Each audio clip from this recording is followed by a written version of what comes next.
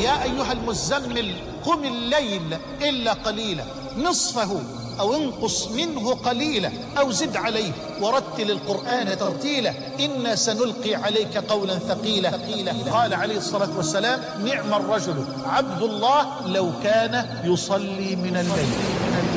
أنت أخي الحبيب نعم الرجل لو كنت تصلي من الليل. وأنت أختي الفاضلة نعم الأخت ونعم المسلمة ونعم المؤمنة إن كنت تصلين بالليل، وإلا فلا. أيها الدعاة إلى الله، أيها العلماء، أنا أستغرب وأعجب كيف لداعية إلى الله يريد أن يتحرك بين الناس ليؤثر في قلوبهم وليشكل عقولهم وهو ليس من أهل قيام الليل. لا يكون ذلك ورب الكعبة، فالليل علامة الصالحين ومدرسة الصالحين، الليل أنس المحبين وروضة المشتاقين. وإن لله عبادا يراعون الظلال بالنهار كما يراعي الراعي غنمه ويحنون إلى غروب الشمس كما تحن الطير إلى أوكارها، حتى إذا ما جنهم الليل واختلط الظلام ونصبت الفرش وخلى كل حبيب بحبيبه قاموا فنصبوا إلى الله أقدامهم وافترشوا على الأرض جباههم وناجوا ربهم فقرأوا قرآنه وطلبوا إحسانه وإنعامه. فوالله إن أول ما يعطيهم ربهم أن يقذف من نوره في قلوبهم. ولذا أقول بملء فمي من زعم أنه من الصالحين وهو لا يصلي من الليل فليعلم أنه أحد الكذابين. ده كلام شديد قوي، كلام شديد، ما تعودناش منك اللهجة دي يا مولانا. لا، هذا هو الحق، هذا هو الصدق. جبت الكلام ده منين؟ إنه كلام سيد الصالحين، إنه كلام سيد المؤمنين، إنه كلام سيد المرسلين، إنه كلام إمام المتقين وقدوة المحققين صلى الله عليه وآله وسلم. قال صلى الله عليه وسلم عليكم بقيام الليل فإنه دأب الصالحين قبلكم وقربة إلى ربكم ومكفرة للسيئات ومنهاة عن الإثم ومطردة للداء عن الجسد. لا لا لا لا، اسمع الكلام ده تاني، اسمع الكلام الغالي تاني من النبي صلى الله عليه وسلم. عليكم بقيام الليل فإنه دأب الصالحين قبلكم. إذن هذه علامة الصالحين، هذه سيمة الصالحين، قيام الليل. قيام الليل. أين أنت يا من ضيعت الليل كله أمام الأفلام والمسلسلات والمباريات؟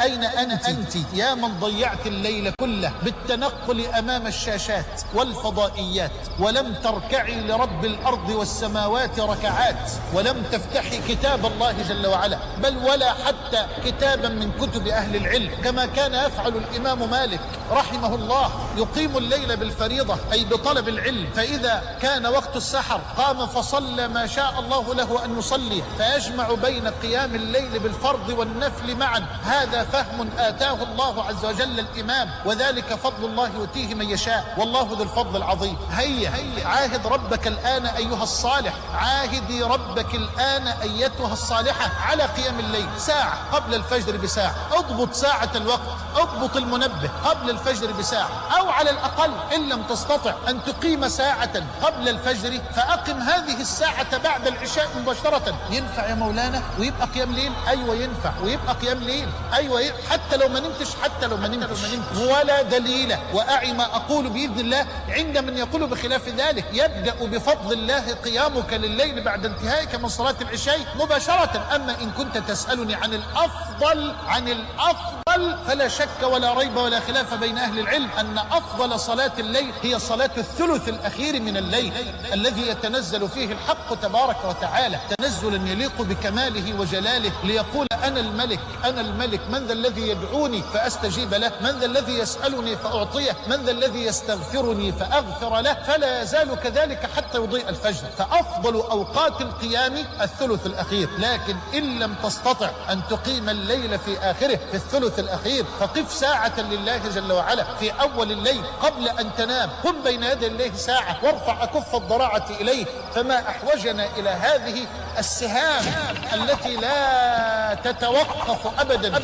أقصد سهام الليل، أقصد الدعاء. وإذا سألك عبادي عني فإني قريب أجيب دعوة الداعي إذا دعان فليستجيبوا لي وليؤمنوا بي لعلهم يرشدون. كان أبو بكر الصديق رضي الله عنه يقيم الليل أول الليل، وكان عمر بن الخطاب يؤخر القيامة لآخر الليل. فقال النبي صلى الله عليه وسلم للصديق أخذت بالحيطة، وقال لعمر أخذت بالعزم أو بالعزيمة. وأقر النبي الرجلين الجليلين الكريمين، أقر الصديق على قيامه في أول الليل، وأقر عمر على قيامه في آخر الليل، وذلك فضل الله يؤتيه من يشاء، والله ذو الفضل العظيم. واعلم أن العبد إنما يقطع منازل السير إلى الله تعالى بقلبه وهمته لا ببدنه. فأنا أذكر نفسي وإخواني من العلماء والدعاة بأنه يجب أن يكون لنا وقت بالليل مع ربنا سبحانه وتعالى، ونسأل الله جل وعلا أن يرزقنا وإياكم الإخلاص والقبول، وأن يجعلنا وإياكم من الصادقين.